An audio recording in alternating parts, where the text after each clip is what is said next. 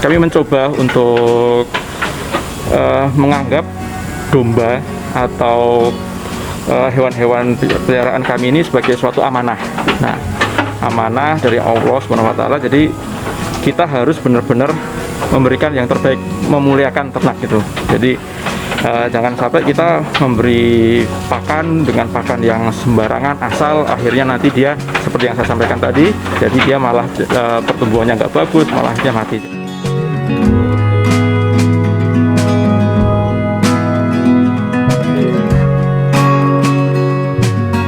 Ya, assalamualaikum warahmatullahi wabarakatuh.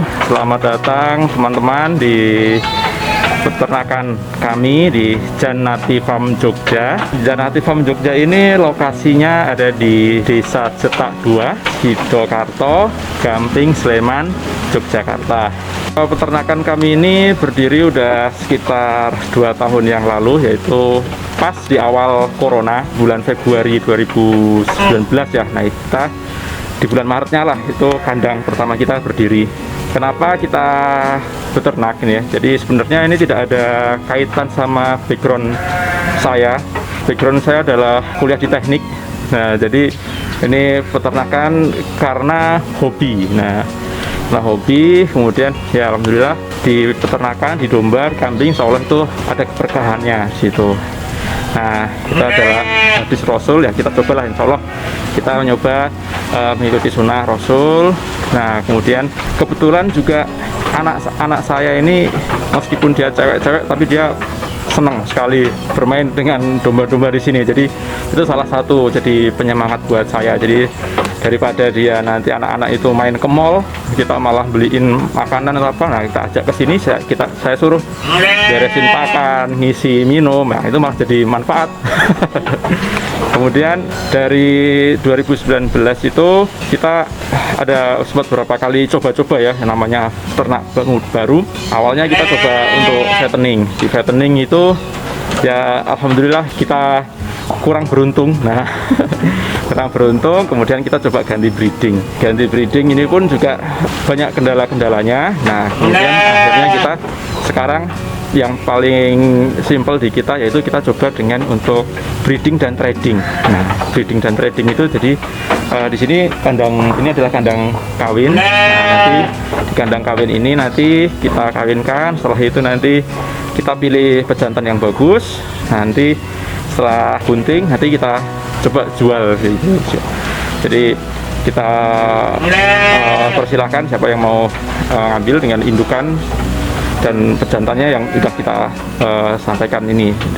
Insya Allah jadi jelas silsilahnya gitu. Kemudian juga untuk domba-dombanya sih sebenarnya kami juga terbuka, maksudnya terbuka itu tidak hanya terbatas untuk si buntingan itu, tapi ya kalau misalnya ada yang cocok, ada yang berkunjung di sini cocok ya silahkan aja.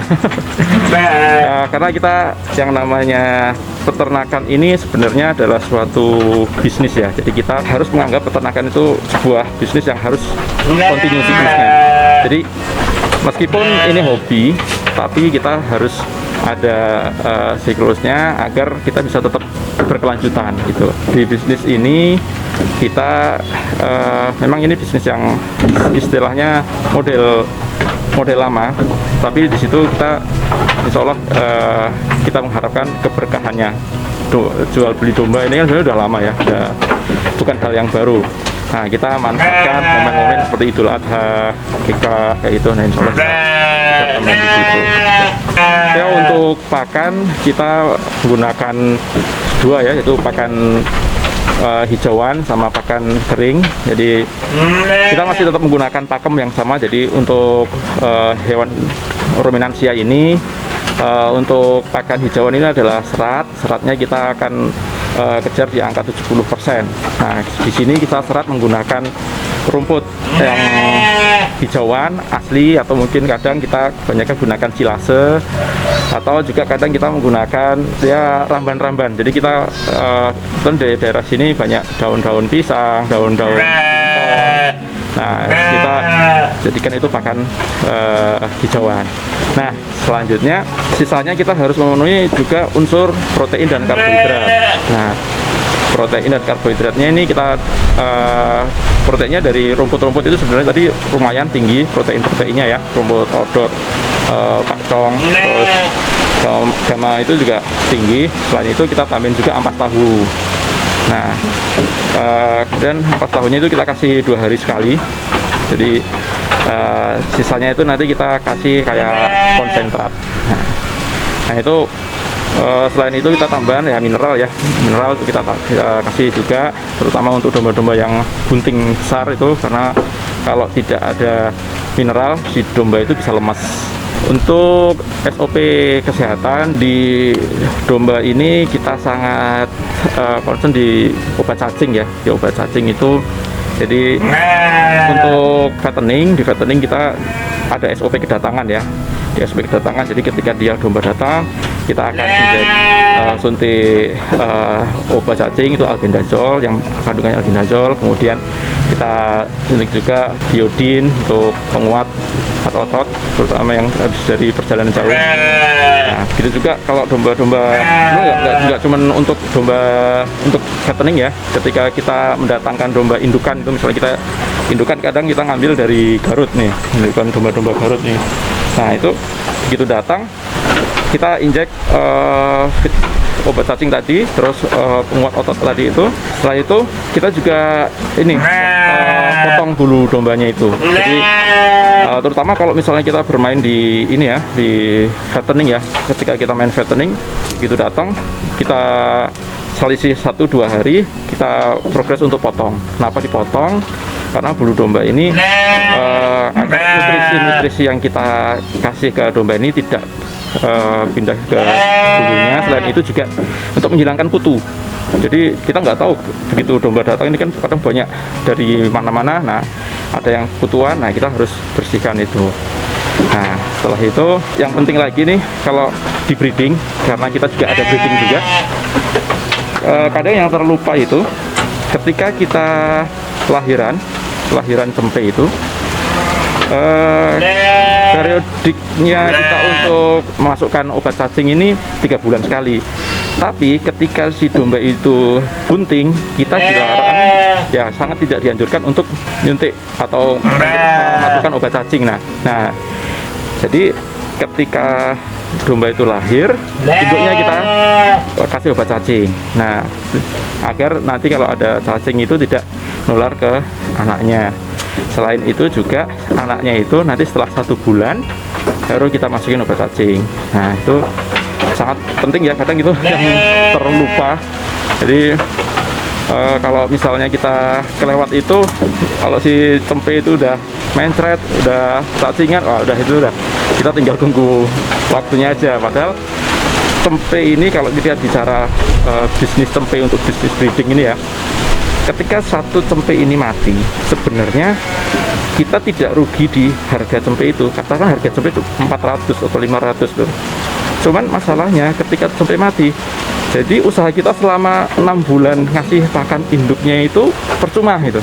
Jadi sebenarnya kerugian kita bisa lebih dari itu. Misalnya harga pakan satu induk itu per bulannya 100. Ya coba kita kalikan aja dalam 6 bulan tambah cempenya, jadi satu cempe mati itu bisa harganya 1 juta lebih gitu. Jadi ada nilai lebih dibanding ketika si cempe itu mati. Jadi ya cempe walaupun nilainya kecil tapi sebenarnya luar biasa. Itu aja dari saya. Kalau misalnya nanti ada teman-teman yang pingin ngobrol-ngobrol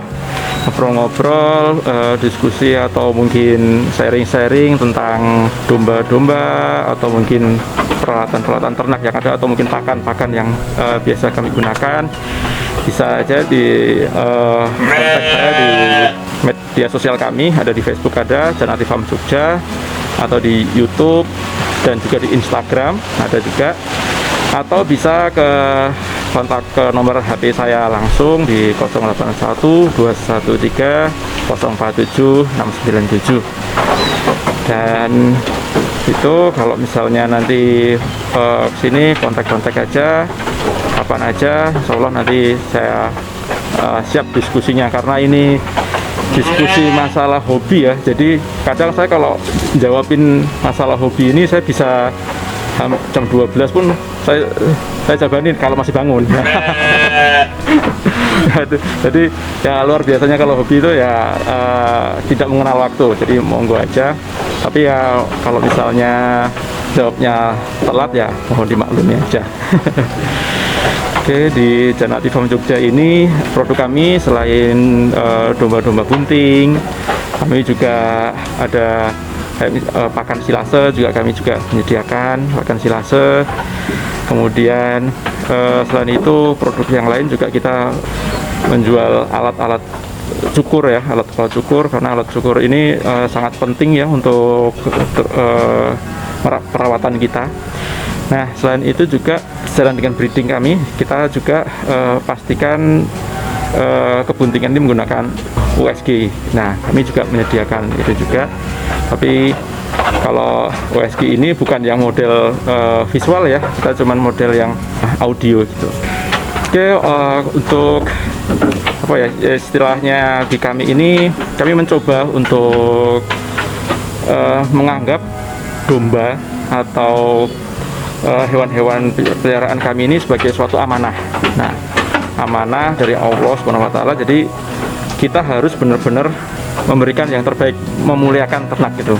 Jadi jangan sampai kita memberi pakan dengan pakan yang sembarangan, asal akhirnya nanti dia seperti yang saya sampaikan tadi, jadi dia malah pertumbuhannya nggak bagus, malah dia mati. Jadi karena ini amanah, tidak sembarang orang bisa ada kesempatan untuk memelihara, dan jadi kita harus memanfaatkan ini dengan memberikan ya yang terbaik lah. Misalnya pakan kita berikan yang sesuai peruntukannya, kandang juga kita berikan sesuai dengan kebutuhan animal welfare-nya, yaitu tidak hanya di dalam kandang, tapi kita juga umbar dia di lahan semi umbaran gitu. Jadi beternak bukan hanya kita memaksa si ternak itu untuk memberikan sesuatu ke kita, tapi kita berikan sesuatu yang terbaik ke dia. Insya Allah si ternak itu akan memberikan timbal baliknya kepada kita.